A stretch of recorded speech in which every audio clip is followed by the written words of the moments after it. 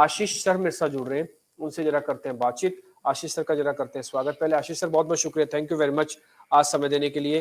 अच्छा, आशीष सर के बारे में वैसे मैं एक चीज बता दूं कि आशीष सर वो चुनिंदा एनालिस्ट में से एक है जो सीधी सीधी बात रखने में बिलीव करते हैं। जो लेवल हाँ है तो हाँ है, ना है तो ना है। दूसरा पॉइंट, और सेलेक्टिव चीजों में ध्यान है इनका। आप इनके चेहरे से, आप इनके व्यक्तित्व से भी पहचान जाएंगे कि ये मार्केट में जरा उछलंक वाले नहीं है, यानी कि जरा उछल कूद नहीं करते, बहुत शांति से आराम से साइलेंटली और पोलाइटली मार्केट को देखते हैं और बताते भी हैं। आशीष सर बहुत बहुत शुक्रिया, थैंक यू वेरी मच आज समय देने के लिए फिर से। सर बैंक निफ्टी से शुरू करें। बैंक निफ्टी का एक बार जरा व्यू पॉइंट बताइए सर पहले आप। देखिए डिम्पी जी, जैसे जैसे मॉरेटोरियम या कोविड रिलेटेड चीजें आती जा रही है मार्केट में, वैसे वैसे प्रॉफिट बुकिंग होती जा रही है और आपको वो प्रेशर दोनों इंडाइसेस में देखने के लिए मिल रहा है। बैंक निफ्टी की अगर हम बात करें, मैं स्पॉट का अगर देखूं 33,250, मुझको लगता है अब आने वाले जो समय है उसमें बहुत इंपॉर्टेंट सपोर्ट के रूप में काम करेगा। हैविंग सेड दैट, मुझे लगता है वहां से एक छोटा बाउंस बैक आना चाहिए, क्योंकि मार्केट थोड़ा थोड़ा अभी ओवरसोल्ड टेरिटरी में जा रहा है, थोड़ा सपोर्ट के आसपास आ रहा है। यहां पे शॉर्ट करना इंडेक्स में, मुझे लगता है रिस्क रिवॉर्ड जो है वो ज्यादा फेवरेबल अभी नहीं रहेगा। कल के दिन में, आज अगर मॉर्निंग में भी आप थोड़ा बहुत शॉर्ट कर सकते थे तो बहुत अच्छा उसमें आपको रिटर्न मिलता। तो मुझे लगता है यहाँ पे अगर हम प्योरली रिस्क रिवॉर्ड की बात करें तो आपको इतना अच्छा पैसा नहीं बनेगा, क्योंकि रिस्क थोड़ी सी ज्यादा है। और फिर भी मुझे लग रहा है कि अंडरटोन अभी कंप्लीटली पॉजिटिव नहीं हुआ है। 33,250, 33,300, ये एक ऐसा लेवल है जिसको निफ्टी बैंक जो है स्पॉट की मैं बात कर रहा हूँ वो एक बार जरूर टेस्ट करेगा।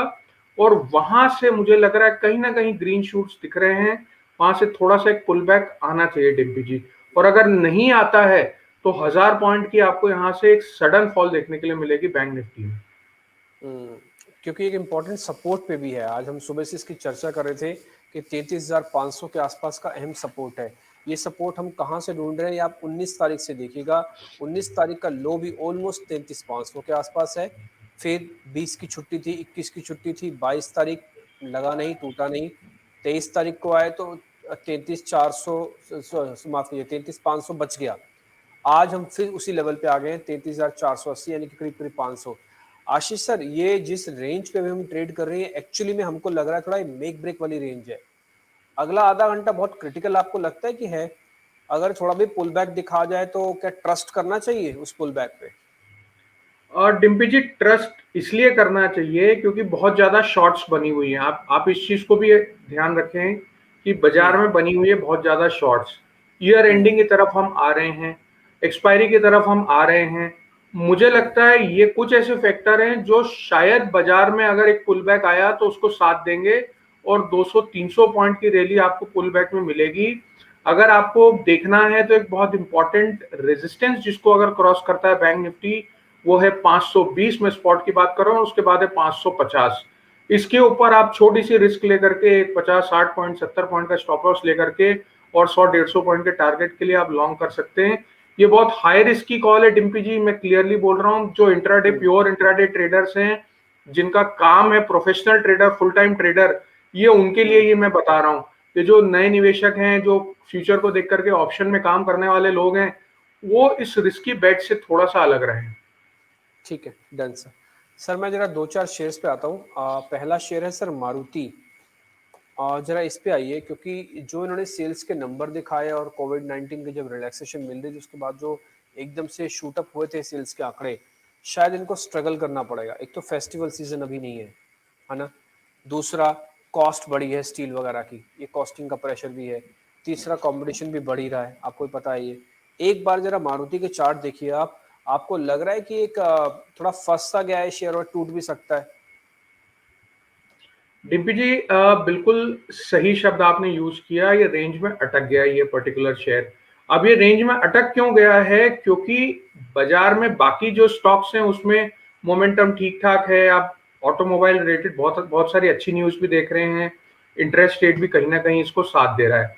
बट इसमें तेजी इसलिए नहीं आ रही है क्योंकि अभी जो फिगर्स आ रहे हैं वो बहुत इंकरेजिंग, कोई नए लॉन्चेस नहीं है, फेस्टिव सीजन नहीं है, बहुत सारे ऐसे फैक्टर हैं जिसकी वजह से अभी ये थोड़ा सा लैकलस्टर मोड में है। अगर इसमें ब्रेकडाउन आता है, मुझे लगता है कि डेफिनेटली यहाँ पे शॉर्ट लोगों को बनाना चाहिए। 6990 यहाँ से करीब करीब 80-90 पॉइंट नीचे है, बट मुझे लगता है कि वो एक बहुत इंपॉर्टेंट लेवल है। उसको अगर ब्रीच करता है तो यहाँ से 200-250 पॉइंट की आपको फॉल मारुति में दिखेगी। सर मारुति पे हमको एग्रेसिव होकर खरीदारी कब करनी चाहिए? जब ये 7250 पार कर जाए या फिर एक बार 7500 पार कर जाए, तब तक ये मैं मान के चल रहा हूँ कि मारुति से मेरे पैसे नहीं बनेंगे खरीदारी से। ये 7250 में ठीक बोल रहा हूँ क्या? 7250 और 7272, 7272, ये दो लेवल मेरे इसमें भी मुझे विजिबल हो रहे हैं। तो आप इनको देखें शॉर्ट टर्म के हिसाब से कि आपको 100-150 पॉइंट अगर कमाने हैं, क्योंकि जब ये ऊपर जाएगा तो जो जो ऑप्शंस में भी कुछ लोग राइटिंग करके रखते हैं और जो फ्यूचर में भी शॉर्ट करके रखते हैं, थोड़ा सा स्क्वीज होगा और लोग बाहर निकलेंगे तो वो उसमें आपको 100-200 पॉइंट की तेजी मिल जाएगी। तो बिल्कुल आपने सही लेवल पकड़ा। 7250 ये थोड़ा आसान है याद रखने के लिए भी दर्शकों के लिए, तो आप वो लेवल पकड़ के चल सकते हैं तेजी के लिए। ठीक है, 7250 आपको ध्यान रखना है। अगर आप मारुति पे लॉन्ग नहीं होना चाह रहे हैं, यानी कि अभी नहीं खरीदना चाह रहे हैं, तो भले मत खरीदिए, लेकिन 7250 के बाद ये ठीक होगा। एक बार ट्रेंड लाइन का डाटा वापस से दिखाइए ताकि एक बार इसको हम वो फिर से देख पाएं। ड्यूरेबिलिटी के हिसाब से शेयर ठीक ठाक ही है। वैल्यूएशन थोड़ी सी महंगी दिख रही है इस समय, स्वाभाविक है। एक तो पीयर नहीं है, वैल्यूएशन महंगा भी है, इसका पी वगैरह भी महंगा होगा। और दूसरा, इसका मोमेंटम भी उतना भी फास्ट नहीं है, 50 है। यानी कि कुल मिला के अगर हम 3 पैरामीटर्स पे देख रहे हैं, ड्यूरेबिलिटी, वैल्यूएशन एंड मोमेंटम, तो तीनों के अंदर ये उतना भी ठीक नहीं है। ये उतना भी ठीक नहीं है मारुति। और लेवल्स के हिसाब से, चार्ट के हिसाब से तुमने आपको बता दिया। तो एक कंप्लीट कहते हैं ना पैकेज मिल जाना, एक पूरा पता लग जाना कि हम मारुति को लेकर क्या दिक्कत है, क्या है क्या नहीं है, वो आपको यहाँ पे साफ दिख रहा है। आज का 1.5% तक का नुकसान ये पुल बैक के लिए नहीं है। और थोड़ा जो वैसे ही स्मार्ट ट्रेडर है उनके लिए तो फिर भी चल जाएगा, क्योंकि स्विंग देता है, बड़ा वॉलेटाइल होता है। अदरवाइज वैसे तेजी वालों के लिए एक बार 7250 आने देना पहले, ये तो ऐसा ना हो कि बाजार कहीं ड्रैग ना कर जाए कहीं नीचे। और ठीक, आगे बढ़ते हैं सर, एक दो शेयर जरा और आपसे पता कर लेते हैं। सर एक शेयर देखिए जरा, जी एंटरटेनमेंट, ये 2-3 दिन से चल रहा था, आज थोड़ा वीक हो गया है। जी एंटरटेनमेंट, सर इसको जरा देख के बताना इसमें क्या करना चाहिए। बिल्कुल से आ रहा है। बिल्कुल डिम्पी जी, आपने बिल्कुल सही बोला कि ये स्टॉक थोड़ा वीक हो गया है और मुझे लगता है कि थोड़ा आगे आने वाले समय में और वीक हो सकता है। 200 रुपए एक साइकोलॉजिकल लेवल भी है, एक टेक्निकल सपोर्ट भी है इस पर्टिकुलर स्टॉक का। मुझे लगता है कि अगर किसी को फ्रेश शॉट बनानी है तो एक सेफ लेवल है 200 रुपए, उसके नीचे अगर जाता है तो आपको सीधे 10-15 पॉइंट की फॉल मिले, क्योंकि दूसरा उसके बाद सपोर्ट जो है वो बहुत नीचे है। तो डेफिनेटली ये वीक तो लग रहा है डिम्पी जी। ये इंपॉर्टेंट है, आप जरा इसको देखिएगा अभी। ये थोड़ा सा स्लाइटली अब वापस से डाउन फॉल में फंस चुका है। बीच में एक अटेम्प्ट इसकी थी, ये किसी ना किसी तरह से निकल जाएगा। एक और चीज मेरे को जो इसके अंदर दिख रही है इंपॉर्टेंट, वो है 197 और 200 के आसपास का एक अहम बेस, जिसके बारे में सर भी अभी आपको बता रहे हैं। सर ये 197 एक बार ब्रेक कर दे तो पूरी तरह से कंप्लीटली बाहर आ जाए ना, क्योंकि हमारे एक और एनालिस्ट है विवेक मित्तल, उनका भी टारगेट, उनका भी स्टॉप लॉस करीब करीब 197 185 ही था। तो कंप्लीटली बाहर आ जाए 197 टूटा तो।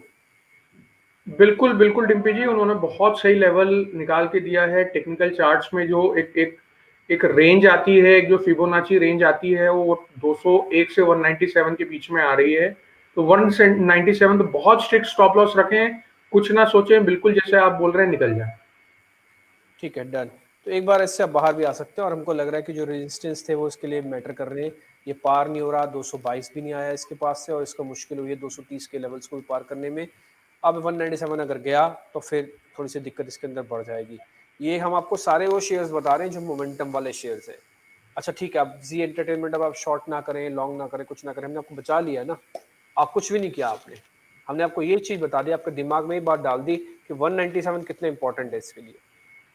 ये हमारा बस काम है।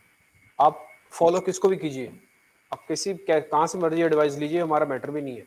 जहाँ मर्जी खाता खुलवाइए, ये भी मैटर नहीं है। ठीक, आगे बढ़ते हैं सर। एक शेयर जरा और देखिएगा जरा, वो है मदरसन सुमी। वीक है सर डिम्पी जी। बिल्कुल बिल्कुल डिम्पी जी, आप बिल्कुल सही स्टॉक को पकड़ रहे हैं। इसमें एक बहुत बड़ा पैटर्न ब्रेकडाउन भी हुआ है। आप डेली चार्ट में भी अगर देखें वहां पे भी आपको पैटर्न ब्रेकडाउन देखने के लिए मिल रहा है। और कहीं ना कहीं एक न्यूज बेस्ड इसमें मोमेंटम जो बना था पिछले कुछ दिनों में, ऑलमोस्ट लास्ट मंथ में इसमें एक बहुत अच्छा मोमेंटम बना हुआ था न्यूज बेस्ड, वो कहीं ना कहीं फिजल आउट होता हुआ दिख रहा है। इसमें 200 रुपए, इसमें भी एक बहुत इंपॉर्टेंट डीपीजी सपोर्ट दिख रहा है। ऑल्दो जो सपोर्ट था 203 का वो ब्रेक कर चुका है, 203.50 का वो ब्रेक कर चुका है। ऑलरेडी सेल कैटेगरी में ये स्टॉक आ चुका है। किसी को यहाँ पे भी अगर बेचना हो बेच सकते हैं। सर एक चीज मेरे को बताइए, चलो मैं ठीक है, मैं इसको बेचना नहीं चाहता, लेकिन मेरे पास मान लो इसकी पोजीशन हो, मैं दो स्टॉप लॉसेस में इसको अपनी पोजीशंस को रख लेता हूँ। एक तो 203 वाला जो भी आप बता रहे हैं, एक टूट गया। दूसरा स्टॉप लॉस का 194 का चल जाएगा मेरा? ये 194 के नीचे कुछ ज्यादा वीक हो जाएगा क्या? मैं अपना दूसरा स्टॉप लॉस रखना चाहता हूँ। 197 रखिए डिम्पी जी, 197.5 का एक लेवल मेरे इसमें दिखा रहा है, वो ठीक आप है, रख सकते हैं। ठीक है, 197 रख लेते हैं इसका भी। तो इसका भी 197 हो गया, जी एंटरटेनमेंट का भी 197 हो गया। तो मदरसन सुमी और जी एंटरटेनमेंट दोनों के अंदर 197 के स्टॉप लॉस रखिएगा, ध्यान रखिएगा। एक और चीज मैं आपको वापस से जरा इंडेक्स पे ले चलता हूँ। 600 हमने ब्रेक कर दिया, जो आज का पहला सपोर्ट एरिया था मार्केट का, कि जहां पे बाजार को आज रुक जाना चाहिए था। आज हमने आपको बहुत जोर से बात रख रहे थे आपके सामने कि आज का दिन पता नहीं क्यों ऐसा, फैक्चुअली भी ऐसा दिख रहा है और स्क्रीन से भी दिख रहा था कि आज बाजार बहुत मेहनत करनी पड़ेगी ऊपर लाने के लिए, बहुत मेहनत करनी पड़ेगी। हमने बकायदा बोला भी था कि दोगुनी मेहनत भी करनी पड़ सकती है बाजार को अपने सपोर्ट्स को बचाने के लिए। एक सपोर्ट को धराशायी कर रहा है, भी वो आपके स्क्रीन के सामने ही है, वो है 600 वाले लेवल को। दूसरा सपोर्ट 500 है। एक बार सर, आशीष सर, ये 600 और 500 ना हम दो सपोर्ट मानते थे कि टिल एक्सपायरी तक, यानी कि कल तक ये शायद 600 500 बच जाएगा। प्रोबेबिलिटी कितनी है सर बचेगा ये भी टूट जाएंगे दोनों? 600 तो जा ही रहा है, 500 भी जा सकता है क्या? अब देखिए डिम्पी जी, अभी जो आप देख रहे हैं बाजार में, वो उसके पीछे एक बहुत बड़ा रीजन ये भी है, कोविड तो है ही, जो कोविड के केसेस बढ़ रहे हैं। ईयर एंड हम आ चुके हैं। आपको डिम्पी जी इसको ऐसे देखना पड़ेगा कि जितने म्यूचुअल फंड्स हैं, पोर्टफोलियो मैनेजर्स हैं, हेज फंड्स हैं, उनके एनुअल अप्रेजल्स होते हैं फाइनेंशियल ईयर परफॉर्मेंस को देख करके, और सब बैठे हैं बड़े प्रॉफिट में। अगर किसी ने नीचे के लेवल में उठा के रखा हो, और मैं अज्यूम करता हूँ जितने फंड मैनेजर्स हैं वो सब बहुत नीचे के लेवल में हंटिंग करके रखे हुए हैं, उस चक्कर में आपको इंपॉर्टेंट लेवल्स भी ब्रीच होते हुए दिखेंगे। बट इसको आप ये जो मैंने एक आपको नजरिया बताया उसको भी जरूर ध्यान में रखें। 540 इंपॉर्टेंट सपोर्ट है, मेरे को लगता है उसका अपने को हमको पहले वेट करना चाहिए, उसके बाद हम 500 की बात करें। बट अभी का बाजार मुझे ऐसा लग रहा है कि शायद 540 को ये सपोर्ट ना करे, क्योंकि जैसे जैसे मैं अभी आपसे बात कर रहा हूँ बाजार नए लो बनाते जा रहा है। ठीक है, डन। मार्केट तो खैर गिर ही रहा है, और सुबह जैसे हमने आपके सामने बात भी की थी कि अहम सपोर्ट होगा 10,600 का, वो जा रहा है। इसको आप 600 ना लिखें, बल्कि 10,600 प्रॉपर लिखें, और 10,600 as we called in the morning today, वो अब थोड़ा सा स्लाइटली उसको हम तोड़ भी रहे हैं। तो देखते हैं, एक बार 540 भी सर के लिए, सर कह रहे हैं कि इंपॉर्टेंट सपोर्ट है, हम 500 को भी मानते हैं। बाजार के अंदर ऑप्शंस ट्रेडर्स को थोड़ा ध्यान रखना चाहिए। मैं एक चीज के साथ सर के साथ भी एग्री करूंगा कि ओवरसोल्ड भी हम हैं, इसमें कोई दो राय नहीं है। क्योंकि अभी आप मेगा सपोर्ट एरियाज में हो, आप तो मेगा सपोर्ट एरियाज का मतलब होता है कि आप ओवरसोल्ड भी हो, क्योंकि आप 15,200 से टूट के आए हो, अब आप 14,500 के आसपास आके ट्रेड कर रहे हो, ऑलमोस्ट 700 पॉइंट है। पुल बैक आएगा, उस पर ट्रस्ट है नहीं है वो एक अलग मैटर है, बट वो थोड़ी सी चीजें खराब हुई हैं। तो आप इस चीज का भी ध्यान रखिएगा, ऑप्शंस वाले जल्दी जल्दी उतर के ना आए। ऑप्शंस वाले को तब आना पड़े जब वो पक्का हो, जहाँ पे कंफ्यूजन हो वहां पे ऑप्शंस वाले ना आए। वहां तो सिर्फ फ्यूचर्स हैं कि कंफ्यूजन को दूर होने में 10 दिन भी लग सकते हैं, शंकाएं दूर होने में 10 दिन भी लग सकते हैं कि बाजार चलेगा या टूटेगा। तो शंकाएं वाले जो लोग हैं ना, जहाँ पे अभी शंका बनी हुई है, वहां पे कृपा करके ऑप्शन ट्रेडर्स ना आए। हाँ आए तो फिर राइटर्स आए। अब क्या होता है कि 100 में से 10 को राइटिंग आती है, 90 को आती नहीं है, 9 को आती नहीं है, तो इसलिए वो बोलते ही नहीं। तो इसलिए ऑप्शन वाले कृपा करके दूर रहें। अगर खरीदना बेचना है तो जो भी करो फ्यूचर्स में ही करें। एक दो पॉइंट्स और हम जरा सर से समझ लेते हैं, फिर उसके बाद विवेक जी से भी कनेक्ट होंगे। सर एक जरा शेयर और देखिए, मैं आज थोड़ा कमजोरी शेयर आपसे पता करता हूँ, वो है सर एयू बैंक। कल तक तो इतना बुरा नहीं था, आज थोड़ा ज्यादा खराब लग रहा है। एयू बैंक सर, नहीं डेफिनेटली टिम्पी जी, करीब ये अभी 1215 के आसपास कैश में मेरे को दिखा रहा है। और बिल्कुल आप सही बोल रहे हैं कि कल तक वीक नहीं था। इनफैक्ट अभी भी अगर मैं देखूं तो कोई बहुत मेजर ब्रेकडाउन हुआ नहीं है इस पर्टिकुलर स्टॉक में। ऑलमोस्ट अपने ये हाइस के आसपास, ऑल टाइम हाइस के आसपास ये स्टॉक चल रहा है। इंडिविजुअल स्ट्रेंथ है स्टॉक में, मगर मुझे लगता है कि क्या होता है, एक साइक्लिकल सेलिंग होती है। जब भी बाजार में एक ब्रॉड बेस्ड सेलिंग आती है, उसके बाद जो स्टॉक्स बहुत स्ट्रांग होते हैं उसमें भी लोग प्रॉफिट बुक करना, आउट ऑफ फियर माल बेचना और प्रॉफिट बुक करना चालू कर देते हैं। इसमें अगर आपको एक लेवल चाहिए तो मैं आपको 1195, 1195 ये एक लेवल देता हूं। उसके नीचे आपको बिल्कुल ध्यान में रखना पड़ेगा। और अगर आप लॉन्ग हैं और शॉर्ट टर्म ट्रेडर हैं, आपको एक शॉर्ट टर्म के नजरिए रखते हैं, तो मेरे ख्याल से आपको निकल जाना पड़ेगा। ठीक है, 1195 आप वो लेवल्स दे रहे हैं जो कि एक सपोर्ट है। अगर ये टूट जाए तो फिर एक बार आपको इससे बाहर आ जाना है। 1195 is a important support area for AU small bank. अगर ये गया तो फिर हम मुश्किल से गिरेंगे, इसलिए हमको फिर बाहर आ जाना चाहिए 1195। अच्छा सर, ये अगर पुल बैक वापस से रिज्यूम हो जाता है, कंटिन्यू हो जाता है, तो कहाँ तक आएंगे? 1300 तक आ जाएंगे सर? बिल्कुल टिम्पी जी, इसमें आप देखिए 1255 ये ब्रेक करता है तो फिर आप 1320 का लेवल भी देख सकते हैं। ठीक है। ऑल्दो इसके जो ट्रेंड लाइन डाटा वो भी इतने अच्छे नहीं है, और ड्यूरेबिलिटी के अंदर भी इसको पूरे मार्क्स नहीं मिल रहे। वैल्यूएशन तो खैर थोड़ी एक्सपेंसिव दिख ही रही है, और दूसरा मोमेंटम इसका ठीक है, थोड़ा हाई बीटा है, ऊपर नीचे जल्दी जल्दी करते हैं, इसलिए मोमेंटम अच्छा दिखा रहा है। But 1195 is important support for AU small finance bank. ये आप नोट कर लीजिएगा। हम बैंड पे आपको सारी इन्फॉर्मेशन दे रहे हैं, सारे डाटा दे रहे हैं, चार्ट्स पे आपको सारी बात बता रहे हैं, और मेरे को लगता है कि इससे ज़्यादा इन्फॉर्मेशन नहीं दे सकती। एक से शेयर आई थी, एक खबर आई है कैडिला को लेकर, थोड़ी देर पहले आई थी, हमने ब्रेकिंग में भी एक बार आपको दिखाई थी, एक बार वापस से भी हम दिखा सकते हैं। कैडिला को लेकर जो खबर आई थी, एक बार सर जरा कैडिला के चार्ट और चेक कर लीजिए। डिम्पी जी, 430 के आसपास अभी ये स्टॉक यहाँ पे दिखा रहा है। मुझे लगता है कि अगर किसी को यहाँ पे शॉर्ट बनाना है, थोड़ा सा इनको वेट करना चाहिए 424, 424 ब्रेक होने का। ठीक है, आप ये कह रहे हैं कि 424 इसका इंपॉर्टेंट सपोर्ट है, एक बार ये गया तो फिर जाएगा। खबर का कोई खास बड़ा असर नहीं इस पे आ रहा है, बट ठीक है, 24 का एक सपोर्ट एरिया है, वो हम इसको जरूर देख रहे हैं। ठीक है, वैसे तो सर नो ट्रेड है ना अभी तो, अभी कोई सौदा तो नहीं है अभी ना इसमें? बिल्कुल बिल्कुल बिल्कुल डिम्पी जी। ठीक है, नो ट्रेड, अभी तो इसमें कोई सौदा नहीं है। फिलहाल कैडिला को लेकर भी छोड़ देते हैं, जो दवा वाली खबर है इसका कुछ खास बड़ा असर भी नहीं है, फिलहाल इसको भी छोड़ दिया जाए। ठीक है, वापस थोड़ा सा अपने डैमेज कंट्रोल फिर से करने की कोशिश कर रहा है, 600 के इर्द गिर्द वापस से आ गया है। तो देखते हैं आज 500 को भी तोड़ता है कि नहीं। वैसे 600 एक बार तोड़ने के बाद तो ये डराता तो है ही है। ठीक है, आशीष साहब, बस एक लास्ट सवाल आपसे, आपका कोई पसंदीदा शेयर, आप किसी शेयर पे ध्यान रखें और आपको पसंद हो वो शेयर? आईबुल हाउसिंग डिम्पी जी वीक लग रहा है। सेक्टोरली भी मुझे लग रहा है कि इसमें एक डाउनटर्न आना चाहिए। ऑल्दो 3.5% ये गिर गया है, बट मुझे लगता है यहाँ पे थोड़ा डाउनसाइड इस पर्टिकुलर स्टॉक में और है। 205 के आसपास ये अभी चल रहा है ये पर्टिकुलर स्टॉक। थोड़ा बड़ा स्टॉप लॉस दूंगा मैं, 209.50 के आसपास का स्टॉप लॉस दूंगा।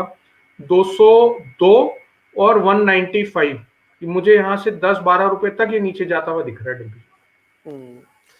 इसमें कोई दो राय नहीं है, इस तरह शेयर खुल तो गया है शॉर्ट्स के लिए, ये साफ साफ दिख रहा है। जब इसने रेंज को तोड़ दिया है 210 वाली, ये पूरी तरह से साफ खुला हुआ शेयर है नीचे, अच्छे से ड्रैग हो सकता है, अच्छे से पिट सकता है। कोई बड़ी बात नहीं है कि अपने लो को भी यहाँ तक भी टेस्ट करने के लिए आ जाए, जो यहाँ पे हमको दिख रहा है। ठीक है सर, डन। तो हम ये बात मान के चलते हैं कि 195 का हमको एक टारगेट मिल जाएगा, और ये टारगेट करीब करीब हमारे पुराने बेस के इक्वली ये मैच ही कर जाए। ठीक सर, डन। तो एक बार इंडिया बुल हाउसिंग को शॉर्ट कर सकते हैं। सर एक बार आप स्टॉप लॉस कितना बता रहे थे वो और बता दीजिए। 9.50 स्टॉप लॉस था, 9 रुपए 50 पैसे। 950, यानी कि 10 जिस रेंज को इसने तोड़ा है वहीं से ही इसका स्टॉप लॉस रख लेना है। 209 रुपये 50 पैसे इज अ स्टॉप लॉस। बेच देना है इंडिया बुल हाउसिंग फाइनेंस को। टारगेट आप 195 197 का भी रख सकते हैं, चल जाएगा काम। 200 पे भी आप बुक करना चाहें तो बुक कर सकते हैं। आशीष सर बहुत बहुत शुक्रिया, थैंक यू वेरी मच आज कार्यक्रम में जुड़ने के लिए, बातचीत करने के लिए सर। बहुत बहुत शुक्रिया sir, thank you very much.